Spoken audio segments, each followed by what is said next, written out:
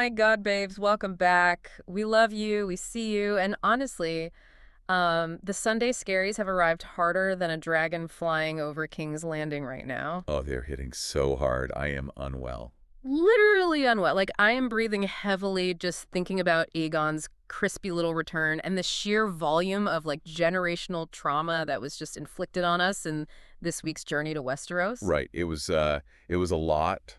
Fire, blood, total psychological collapse. Yeah. Just a casual Sunday night. Exactly. Which is why, to the Snark Squad listening right now, we've got smoked blackberry old fashions on deck. Highly necessary. Right, like tonight calls for something dark, smoky, and bloody, worthy of Westeros. So cheers to surviving another weekend, babe. Cheers to that, because, I mean, weekends disappear in approximately 7 minutes flat. 7 minutes, literally. Yeah. Like the emotional whiplash from Friday at 5 p.m. where you're like, I have so much time left. The world is my oyster. No, the Friday delusion is so real. It is. And then suddenly it's Sunday night and you have this like existential dread washing over you. You're just sitting there, pretending you're ready for Monday morning, while mentally planning a vacation you definitely can't afford. Completely. And you try to be productive on a Sunday evening, but it's an impossible task. Like, what did you even do this weekend? Did you actually rest?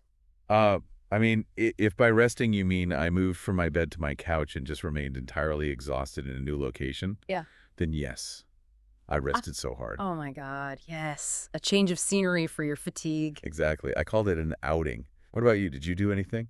Well, I had a total FaceTime spiral. Like, I watched one single wellness documentary on Saturday morning, and suddenly I was questioning every life choice I've ever made. Oh, no. Not the wellness documentary spiral. Yes, I was literally sitting there wondering if I could realistically go vegan. Like, I was looking up all these plant-based recipes, and I just got immediately overwhelmed. I mean, the ingredient lists alone are a nightmare. Right. Like, what even is nutritional yeast? Why does every recipe require 3 cups of soaked cashews? And you have to soak them overnight. Who has that kind of foresight? Nobody. Nobody has that foresight. So I just decided maybe I'll start with one single plant-based meal instead of becoming a full wellness influencer overnight. That is growth, honestly. Yeah. Just eat the cheese. We both know cheese has a suspicious, unbreakable hold on your life choices anyway. It really does. I can't quit brie. I just can't. But it's all part of my ongoing quest to enter my hot girl era, you know? Oh, the hot girl delusion. I love this for us. It's a full delusion at this point. I keep buying these expensive wellness products with, like, completely unearned confidence. And saving Pilates routines on TikTok to a folder that will literally never be opened. Never. It's called Core Burn, and it is gathering digital dust.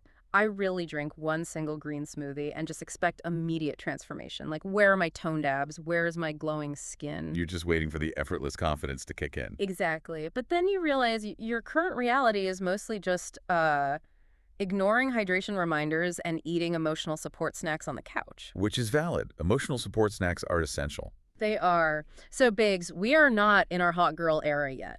We are firmly in our the potential is there era. I love that. The potential is definitely there. Somewhere. Deep down. Somewhere. But babes, honestly, enough about our Sunday scaries, our vegan spirals, and our hot girl delusions.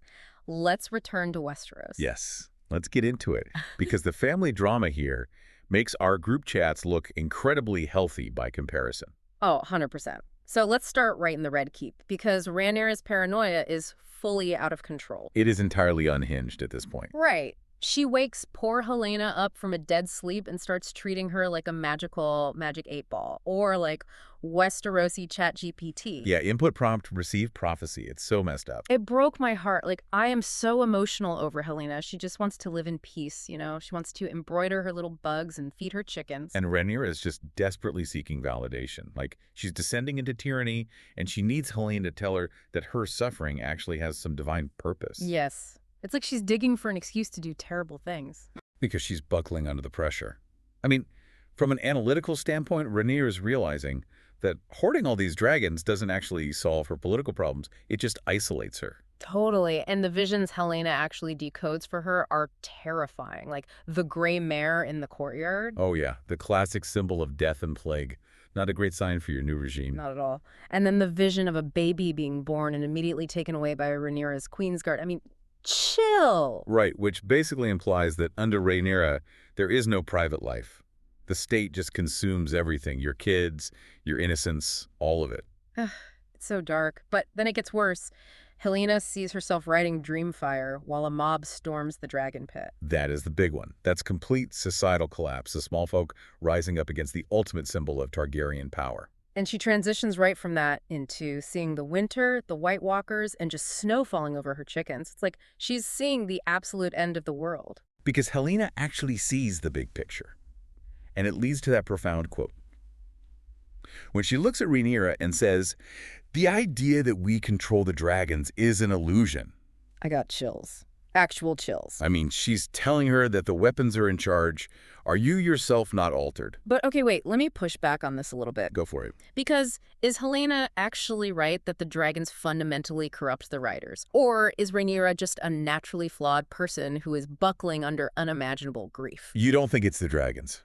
I feel like she lost her dad, her daughter, her son, her throne. Like, isn't she just backed into a corner? Why blame the magical lizards? Well, I mean, it's like handing a grieving, stressed-out person the nuclear launch codes, right? The weapon itself changes your psychology. Oh, okay, like a superiority complex. Exactly. Yeah. When you have a dragon, you don't have to negotiate anymore. You just burn the problem. Yeah. It completely isolates you from normal human empathy. Helaena is saying that having that much power ruins your soul. Okay, that makes sense. Power corrupts. And speaking of ruined souls and nightmares, can we please talk about Harrenhal? Oh my God. The spookiest castle in the realm. It is so spooky. Aemond's Oedipal complex is literally out of control. That dream sequence. The one where he thinks he's sleeping with Alicent and then it's Alys Rivers? Yeah. Highly disturbing. I had to look away. I was like, what am I watching on a Sunday evening? Look, I'm just going to say it. Every single war in Westeros could be avoided if the Targaryen men just went to one intensive therapy session. One session. Just some CBT. That's all they need. Seriously. But instead, they go to Harrenhal and hallucinate their mothers.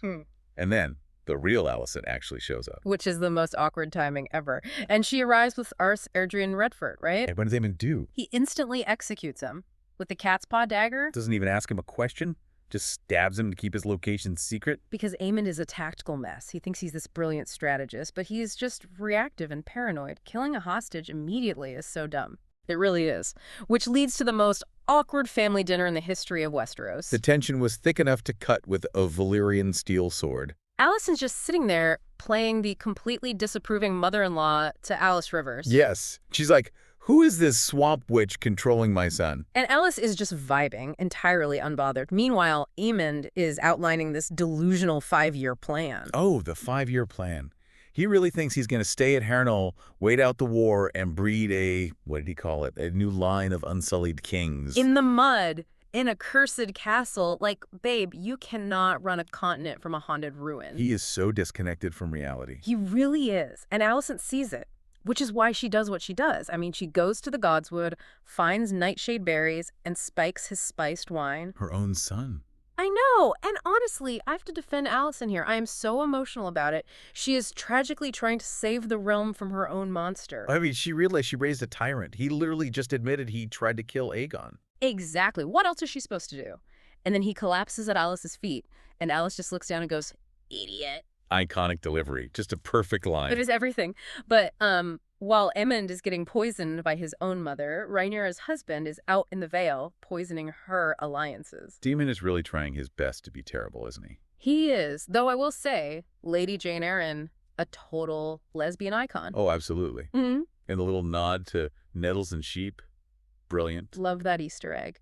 But Daemon is there because Rhaenyra is trying to claim Sheepstealer, this wild, injured, dirty dragon. Because she's desperate. If you don't have a dragon in that family, you are basically invisible. Right. And Daemon actually tries to be a dad for like 5 seconds. He offers to help her fight Vhagar. A rare parenting moment from Daemon Targaryen. Truly shocking, but then it all goes to hell because Rhaenyra and Adam show up on Syrax and Seasmoke. And we get the 4-dragon pileup. It was chaos, Syrax, Seasmoke, Caraxes, and Sheepstealer just screaming and brawling. I mean, logically it proves exactly what Helaena was saying. You can't control them. Yeah. But can I just complain for a second? Please do. The CGI in that scene was messy.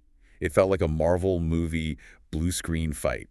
Just a bunch of blurry wings and fire. Okay, you are so analytical, but I was literally just crying over Sheepstealer. You were crying over the dragon. Yes, Caraxes was whipping him, and poor Sheepstealer was just limping away into the mountains, crying. He didn't ask to be in this war. I mean, it is sad. They're basically drafting animals into a nuclear conflict. It breaks my heart. And the fallout in the Red Keep afterward was just suffocating. Oh, the vibes were atrocious. Rhaenyra and Baela having their tearful reunion. And Adam having that hilariously awkward, unrequited crush on Baela. He's like making heart eyes, and she thinks he's talking about his brother. Classic workplace crush misunderstanding. But the real damage is Rhaenyra dismissing Daemon. Oh my God, that scene was so cold. Ice cold. Keeping her lady-in-waiting, Olinda, in the room just to make it extra humiliating for him. Right. She wouldn't even give him a private marital argument. She disciplined him like a disobedient employee. Which is such a bad strategic move. Yeah. You don't alienate your best military commander right when the Green Army is making massive moves on the board. Exactly. But she's just pushing her family away. And meanwhile, Mysaria is doing the backstage tour with Sylvie the Madam. And Sylvie delivers the reality check of the century. Yes. When Sylvie says the Highborn will always view a whore as a whore, no matter what silk robe she wears. Brutal truth bomb. It shatters Mysaria's entire illusion. She thought she was transcending her class, but to the Targaryens, she's just a tool. Totally. Which leads right into that late-night makeout session between Rhaenyra and Mysaria. Yeah, let's analyze that. Because I don't think that's romance. Really? You don't think she actually likes her? I think Mysaria heard Sylvie's reality check, realized she has no actual power, and defaulted to her oldest survival skill. Which is? Seducing the person in power by telling them exactly what they want to hear. Rhaenyra is vulnerable, and Mysaria strokes her ego to secure her own position. Oh, wow. That is so cynical. But it totally tracks. She's just securing her bag. 100%. And while Rhaenyra is busy doing that, Ormund Hightower is out at Tumbleton giving a masterclass in manipulation. Masterclass. Ormond capturing Lord Corlys Velaryon. Massive move. But Corlys refuses the wine at dinner, and Ormond insults Rhaenys. Which is a fatal mistake with Corlys. You do not insult the queen who never was. But Ormond doesn't care, because he hits him with the most gruesome power move ever. Ugh, chopping off Corlys' ring finger and sending it in a box to Aegon of Hall, I was gagging. It's brilliant, though. It neutralizes the Valyrian fleet without a single ship setting sail. Yeah. Pure psychological warfare. He is terrifyingly competent. But then we also get that moment with Daeron and Gwaine where Daeron confesses he doesn't even want the crown. Daeron is literally the most well-adjusted Targaryen alive. He really is. He's just like, I don't want to burn anyone. I don't want a metal chair. Just leave me alone. Which just highlights how absurd this war is. The only normal one wants nothing to do with it. But Ormond doesn't care, because he's busy secretly recruiting Ulf the White. Oh, Ulf. How easily this man is bought with a cold mug of ale and the promise of Driftmark. Because Ormond understands class resentment. Rhaenyra treated Ulf like a peasant. Ormond treats him like a lord. And Ulf's final line, when Ormond says they won't laugh at him anymore, and Ulf just goes, no, they will burn. Terrifying. That is the sound of a man who just got a nuke and has a lot of grudges. Absolutely chilling. And speaking of burning things, we have to talk about Aegon's glorious manic comeback.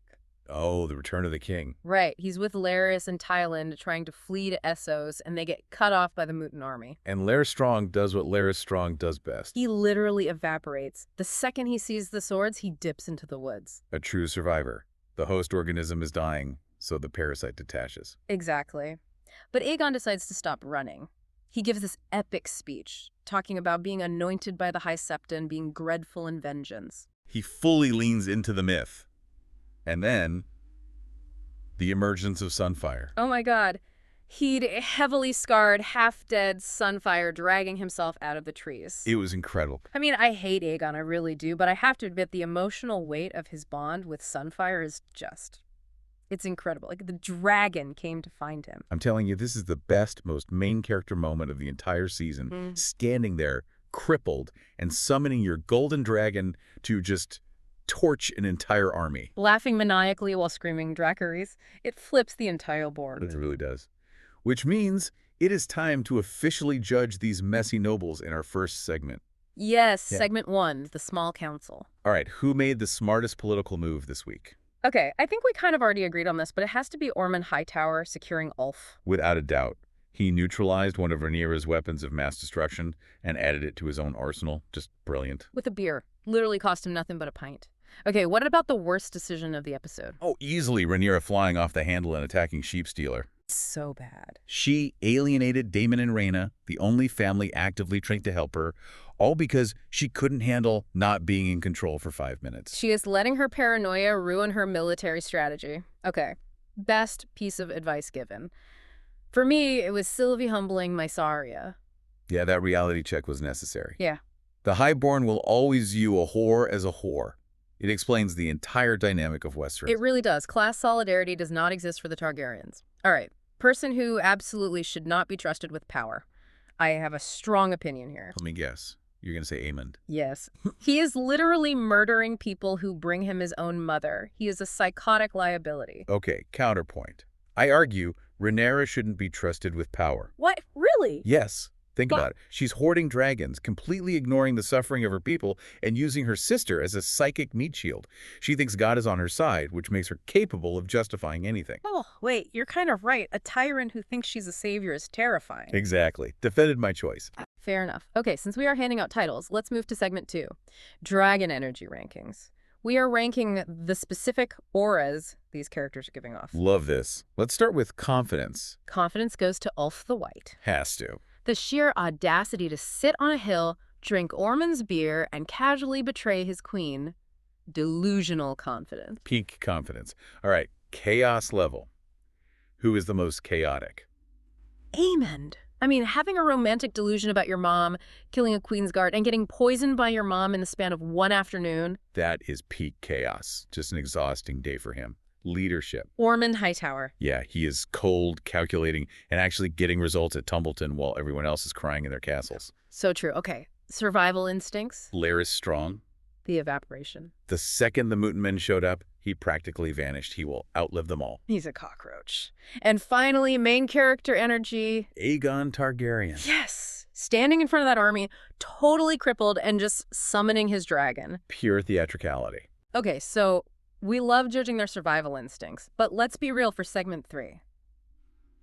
If we lived in Westeros. Oh, this is where we admit we'd die immediately. Pretty much. But hypothetically, which house would you join? I'm going with the Starks. Oh, because they're honorable? No, because they are geographically as far away from this dragon drama as possible. Yeah. I want to be freezing, but alive. Okay, I respect that. But I'm choosing the Hightowers or the Tyrells. I want to be rich, I want to wear nice green silk, and I want to eat good cheese in the Reach. Until a dragon burns your cheese. Which brings us to the next question. Would you actually want a dragon? Yes. Obviously, yes. I would treat it like a giant, scaly golden retriever. We would go on little flights. You're so delusional. Absolutely not. Helaena was right. They are radioactive flying nukes that ruin your life and corrupt your soul. Keep them away from me. You are no fun. Okay, which castle would you choose to live in? Unanimous agreement here? Okay. Absolutely not Harrenhal. Never Harrenhal. I do not want to hallucinate my trauma while the roof leaks. No thanks. Yeah. Okay, what modern item are you smuggling into Westeros? Honestly, a lifetime supply of antidepressants for the Targaryens. Lexapro for everyone. That would literally stop the war. I would bring a taser. A taser? For who? To use on Kristen Cole's ghost. Just on principle. Oh my god, yes. Please tase his ghost. Okay, finally. How long would you realistically survive? Tuesday brunch. Max. Yeah, I'd give myself until Tuesday. I would accidentally roll my eyes at Aemond and my head would be off. Yep. Beheaded before dessert. So, since we'd be dead by Tuesday, let's predict who is going to be dead by next Sunday. Segment 4, next episode, Prophecies. Let's get the crystal ball out. What is the next major betrayal? It has to be Ulf unleashing Silverwing on the Black Army during the Battle of Tumbleton. I think it'll be brutal. Rhaenyra's going to send him in thinking he's her air support, and he's just going to turn around and burn her troops. I am already stressing, okay, which alliance is about to collapse? Aemond and Alys. Oh, for sure. When Aemond wakes up from his nightshade nap, he is going to be very, very angry. He's going to realize Ellie and let his mom poison him. That is not going to go over well. It's not. Who do you think is in the most danger right now? I hate to say it, but Corlys Velaryon. Yeah, he's down a finger, and he's trapped in a city that is about to become ground zero for a dragon war. Right. Sunfyre, Silverwing, maybe Vermithor. It's going to be a bloodbath. Which is the biggest dragon moment coming next. The sheer devastation of Tumbleton. The collateral damage is going to be off the charts. Okay, give me one completely outrageous theory before we wrap up. All right, what if Helena's dream means this petty civil war doesn't even matter? Wait, what do you mean? Like the winter, the snow over the chickens. What if the White Walkers are just going to wipe them all out anyway, and they are just destroying their only weapons before the real threat arrives? Oh my god, like the whole war is just cosmic self-destruction. Exactly. They are burning their own house down while a blizzard is coming. Okay, I'm fully spiraling now. That is so dark. You're welcome. Ugh, babes, on that deeply depressing note, we are turning the conversation over to you. Yes, Snark Squad, get in the comments. We need to know, which character currently has the strongest dragon energy in your group chats? And could you realistically survive 1 week in Westeros? Or are you getting taken out by a rogue dragonseed on day 2? Let us know if you are thriving this Sunday night, or if you are also battling the Sunday scaries right alongside us. Probably the scaries. Definitely the scaries. And finally, a thought for you to mull over this week. If dragons really do corrupt the human soul, as Helaena suggests, is anyone who sits on the Iron Throne actually capable of being a good person? Ooh, philosophical. I love it. Right. Think about it. Yeah. Anyway, thank you all so much for listening and spiraling with us. Don't forget to subscribe, leave us a glowing 5-star review, and share this with another fantasy-loving babe in your life. Yes, please do. Until next time, babes, stay loyal, stay legendary, and we'll see you on the Snark Side.